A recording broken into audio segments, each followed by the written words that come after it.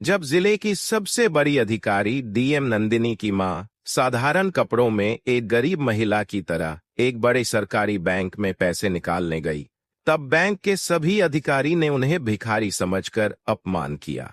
किसी ने सोचा भी नहीं था कि यह साधारण महिला जिले की डीएम मैडम की मां है। उन्हें तिरस्कार की नजरों से देखते हुए सभी सोच रहे थे कि यह महिला इतने बड़े बैंक में क्या करने आई है। उसी समय महिला धीरे धीरे काउंटर की ओर बढ़ी। काउंटर पर कविता नाम की एक सुरक्षा गार्ड बैठी थी। वृद्ध महिला ने कविता से कहा, बेटी, मुझे बैंक से पैसे निकालने हैं, यह लो चेक। कविता ने चेक देखे बिना ही महिला से कहना शुरू कर दिया, तुम्हें इतनी हिम्मत कैसे हुई बैंक में आने की?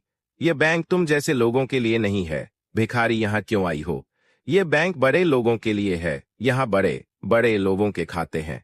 तुम्हारी तरह की महिला को तो ऐसे बैंक में खाता खोलने की औकात भी नहीं। चली जाओ यहां से, नहीं तो मार कर भगा दूंगी। महिला ने कहा, बेटी तुम पहले चेक तो देख लो, मुझे 3 लाख नकद निकालने हैं। यह सुनकर कविता गुस्से में आ गई। यह कोई मजाक करने की जगह नहीं है। तुम क्या सोचती हो, जो तुम कहोगी वही मान लूंगा। तुम्हारी तरह की महिला के पास इतनी ताकत भी नहीं है। और क्या कहा? 5 लाख? जिंदगी में कभी इतने पैसे देखे हैं?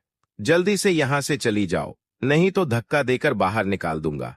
ठीक उसी समय बैंक मैनेजर ने अपनी केबिन से बाहर झांक कर पूछा, कौन इतना हंगामा कर रहा है? कविता ने तुरंत कहा, कोई भिखारी महिला सर, जाने को तैयार नहीं है।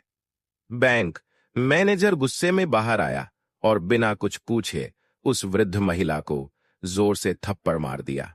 थप्पड़ इतना तेज था कि महिला लड़खड़ाकर जमीन पर गिर गई। फिर मैनेजर ने सुरक्षा गार्ड को बुलाकर कहा, क्या कर रहे हो? इसे खींचकर बाहर निकाल दो पता नहीं कहां से ये लोग आकर पड़ते हैं। कविता ने जोर जोर से महिला को बैंक से धक्का देकर बाहर निकाल दिया। वहां मौजूद सभी ग्राहक और कर्मचारी चुपचाप सब देख रहे थे। किसी को नहीं पता था कि यह महिला जिले की डीएम नंदिनी की मां है और यह पूरा घटनाक्रम बैंक के सीसीटीवी कैमरे में रिकॉर्ड हो रहा था। घर लौटकर महिला रोते रोते अपनी बेटी डीएम नंदिनी को फोन करके सारी घटना बता दी। कैसे बैंक में उनका अपमान हुआ, कैसे उन्हें अपमानित करके बाहर निकाला गया। यह सुनकर नंदिनी के अंदर से झटका सा लगा। उनके लिए यह आग से कम नहीं था। उन्होंने कांपते हुए मां से कहा, मां, कल मैं खुद आऊंगी और तुम्हारे साथ जाकर उस बैंक से पैसे निकालूंगी। अगले दिन सुबह नंदिनी ने साधारण सूती साड़ी पहनकर अपनी मां के साथ बैंक जाने की तैयारी की। मां बने एक दूसरे को गले से लगाया। उनकी आंखों में आंसू थे, गर्व और दर्द दोनों। नंदिनी की मां अपनी बेटी पर गर्व महसूस कर रही थी। उन्होंने कितनी मेहनत से उसे पाला, पढ़ाया और आज इतने ऊंचे पद तक पहुंचाया। सुबह ठीक 11 बजे मां बेटी बैंक के बाहर पहुंची। बैंक अभी तक नहीं खुला था, हालांकि खुलने का समय 10 बजे था। नंदिनी ने शांति से दरवाजे के पास बैठकर इंतजार किया। कुछ देर बाद बैंक खुलने पर वे अंदर प्रवेश की। दोनों की पोशाक इतनी साधारण थी कि वहां मौजूद ग्राहक और कर्मचारी उन्हें साधारण ग्रामीण महिलाएं समझकर गलत अनुमान लगा बैठे। किसी ने सोचा भी नहीं कि यह नंदिनी जिले की डीएम है। धीरे धीरे वे काउंटर की ओर बढ़ी। वहां वही कविता बैठी थी। नंदिनी ने विनम्रता से कहा, मैडम, हमें पैसे निकालने हैं, मां की दवा खरीदनी है और कुछ जरूरी काम भी है। यह लो चेक देख लो। कविता ने दोनों महिलाओं को सिर से पैर तक देखा। साड़ी में एक वृद्ध महिला और साधारण कपड़ों में एक युवती। किसी भी तरह से वे अधिकारी नहीं लग रही थी। वह व्यंग में बोली, शायद आप लोग गलत बैंक में आ गए। यह शाखा हाई प्रोफाइल क्लाइंट्स के साथ काम करती है। नंदिनी मुस्कुराकर जवाब दी, एक बार चेक तो देख लो। मैडम, अगर नहीं है तो हम चले जाएंगे। कविता ने अनिच्छा से लिफाफा लिया और कहा, थोड़ा समय लगेगा, वेटिंग चेयर पर बैठो। नंदिनी ने मां का हाथ पकड़कर कोने में एक खाली चेयर पर बैठ गई। उन्होंने मां को पानी दिया और खुद शांति से बैठ गई। बैंक में मौजूद लोग उनकी ओर देख रहे थे। यहाँ आमतौर पर धनी व्यापारी, अधिकारी और प्रभावशाली लोग आते थे। चमकदार गाड़ियां और महंगे कपड़े, इसलिए साधारण कपड़ों में बैठी माँ बो को सभी अजीब समझ रहे थे। चारों ओर फुसफुसाहट शुरू हो गई। कहां से ग्रामीण आई है? पेंशन के लिए आई होंगी शायद। यहां इनके खाते होने की बात नहीं। नंदिनी सब सुन रही थी लेकिन शांत रही। उनकी मां थोड़ी असहज थी, लेकिन बेटी के धैर्य को देखकर उन्होंने खुद को संभाल लिया। कुछ देर बाद नंदिनी ने कविता से कहा, अगर आप व्यस्त हैं तो कृपया मैनेजर से मिलवा दें, मेरा जरूरी काम है। कविता बेचैन होकर फोन उठाकर मैनेजर की केबिन में कॉल की। सर, एक महिला आई हैं, कह रही हैं आपसे मिलना है, भेज दूं? मैनेजर ने काम करते हुए झांक कर देखा। साधारण कपड़ों में एक महिला अपनी मां के साथ बैठी थी। अधिकारी जैसा कुछ भी नहीं लग रहा था। उन्होंने ठंडे स्वर में कहा, मेरे पास फालतू लोगों के लिए समय नहीं है, कह दो बैठे रहें। कविता ने कहा, आप वेटिंग चेयर पर बैठे। सर, थोड़ी देर में फ्री होंगे। नंदिनी ने कुछ नहीं कहा, सिर्फ मां का हाथ पकड़कर शांति से बैठी रही। एक अधिकारी की गरिमा और एक बेटी का धैर्य। नंदिनी अभी भी पूरी तरह शांत और संयमी थी, लेकिन मां की बेचैनी और लोगों की फुसफुसाहट देखकर उन्होंने मां का हाथ जोर से पकड़कर कहा, मां, लगता है इनको कुछ फर्क नहीं पड़ता, अब मुझे ही कुछ करना होगा। वे धीरे से उठी, साड़ी का पल्लू ठीक किया और सीधे मैनेजर की केबिन की ओर बढ़ी। मैनेजर, जो कांच के पीछे से उनकी ओर नजर रख रहा था, घबरा गया। वह जल्दी से बाहर आया और नंदिनी के रास्ते में रुककर बोला, हाँ बताओ, क्या काम है? नंदिनी ने वह लिफाफा आगे बढ़ाते हुए कहा, मुझे पैसे निकालने हैं, मां की दवा खरीदनी है, और भी काम है, यह लो चेक, देख लो।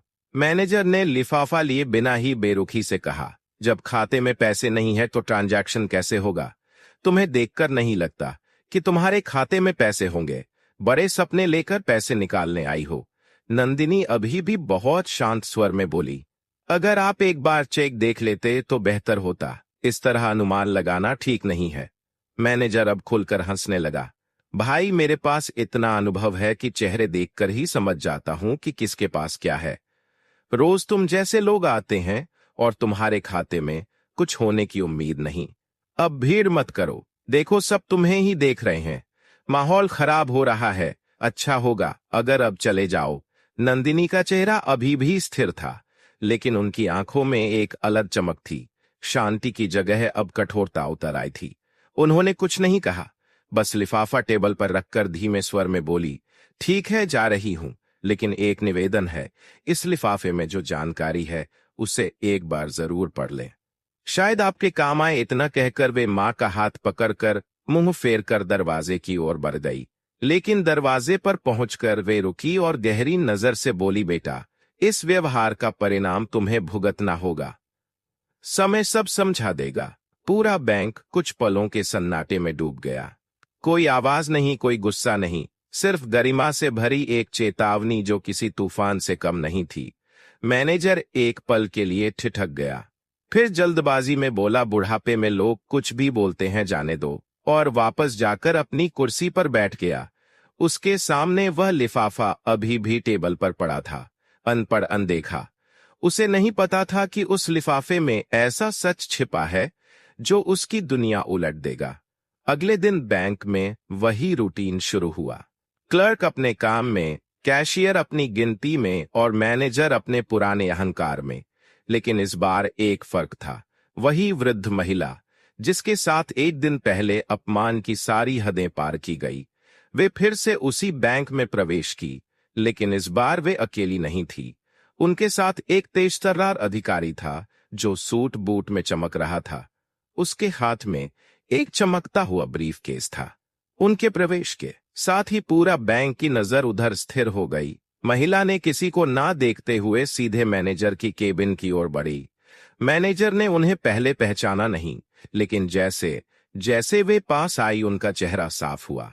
वही महिला जिसकी फाइल उसने कल ठुकराई थी, जिसके साड़ी पर वह हंसा था, जिसे उसने कहा था कि हम तुम जैसे ग्राहक नहीं चाहते और बाहर निकाल दिया था।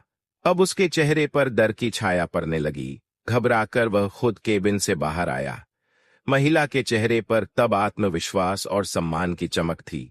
वे रुकी नहीं, सीधे मैनेजर के सामने खड़ी होकर तीखे स्वर में बोली, मैनेजर साहब, मैंने कल ही कहा था कि तुम्हारे व्यवहार का परिणाम भुगतना होगा। तुमने सिर्फ मुझे नहीं, मेरी तरह के हजारों साधारण नागरिकों का तिरस्कार किया है। अब समय है सजा भुगतने का। मैनेजर हक्का बक्का होकर बोला, तुम कौन हो? मुझे सिखाने आई हो? यह तुम्हारा घर नहीं है, यह बैंक है। और तुम यहां मेरे साथ क्या कर सकती हो? महिला ने उसकी बात बीच में काटते हुए मुस्कुराई, फिर अपने साथ आए अधिकारी की ओर इशारा करके बोली, ये मेरे कानूनी सलाहकार हैं और मैं नंदिनी इस जिले की प्रशासक डीएम और इस बैंक की 8% शेयर धारक हूं। और यह मेरी मां है जिनके साथ तुमने बहुत बुरा व्यवहार किया। एक पल के लिए पूरा बैंक सन्नाटे में डूब गया। सभी कर्मचारी, ग्राहक और दरवाजे पर खड़े सुरक्षा गार्ड हक्के बक्के रह गए। मैनेजर का चेहरा पीला पड़ गया। वह कुछ कह पाता इससे पहले नंदिनी फिर बोली, तुम्हें बैंक मैनेजर के पद से तुरंत हटाया जा रहा है। अब तुम्हारी पोस्टिंग फील्ड में होगी, जहां तुम्हें रोज साधारण लोगों से मिलकर रिपोर्ट बनानी होगी। नंदिनी ने ब्रीफ केस खोला और 2 दस्तावेज निकालकर सामने रख दिए। पहला मैनेजर के तबादले का आदेश, दूसरा एक कारण बताओ नोटिस, जिसमें लिखा था कि उसका व्यवहार बैंक की नीति के खिलाफ पाया गया। मैनेजर तब तक पसीने से भीग चुका था। कांपते स्वर में बोला, मैडम, मेरी गलती हो गई, मैं शर्मिंदा हूं। कल की घटना के लिए दिल से माफी मांगता हूं। नंदिनी की आंखें अभी भी स्थिर थी, लेकिन उनकी आवाज में वह न्याय था जो एक अधिकारी की पहचान थी। किस बात के लिए माफी मांग रहे हो? सिर्फ मेरे अपमान के लिए या उन ग्राहकों के लिए जो साधारण तरीके से आते हैं, लेकिन तुम्हारी नजर में सिर्फ उनके कपड़े दिखते हैं? क्या तुमने कभी बैंक की गाइडलाइन पढ़ी? इसमें साफ लिखा है कि हर ग्राहक बराबर है, कोई धनी गरीब नहीं, और जो कर्मचारी भेदभाव करेगा उसके खिलाफ कार्रवाई होगी। एक पल रुककर उन्होंने कठोर स्वर में कहा, मैं चाहती तो आज ही तुम्हें सस्पेंड कर सकती थी, लेकिन मैं तुम्हें खुद को सुधारने का एक मौका दे रही हूं। अगली बार तुम्हारा नाम नहीं, तुम्हारी पहचान मिटा दी जाएगी। फिर उन्होंने बैंक की सुरक्षा गार्ड कविता को बुलाया। कविता डरते डरते पास आई। उसकी आंखों में आंसू थे। कांपते हाथों से बोली, मैडम, मुझे माफ कर दें, मेरी बहुत बड़ी गलती हो गई। अब से किसी के साथ ऐसा नहीं करूंगी। नंदिनी ने उसकी ओर देखकर कहा, कपड़ों से किसी को छोटा मत समझो। आज जो शिक्षा मिली उसे जीवन भर याद रखना। बैंक के सारे कर्मचारी तब तक सिर झुकाए खड़े थे। उन्होंने सभी की ओर देखकर कहा, रास्ते से नहीं, सोच से इंसान बड़ा होता है।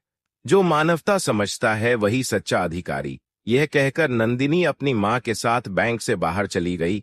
वीडियो को पूरा देखा तो कमेंट में कंप्लीट लिखकर बताओ, ताकि हमें पता चले कि कितने लोगों ने पूरा देखा। आप कहां से देख रहे हैं और वीडियो कैसा लगा ये भी जरूर बताएं।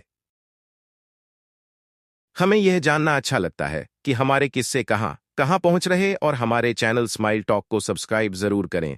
जय श्री राम, राधे राधे दोस्तों।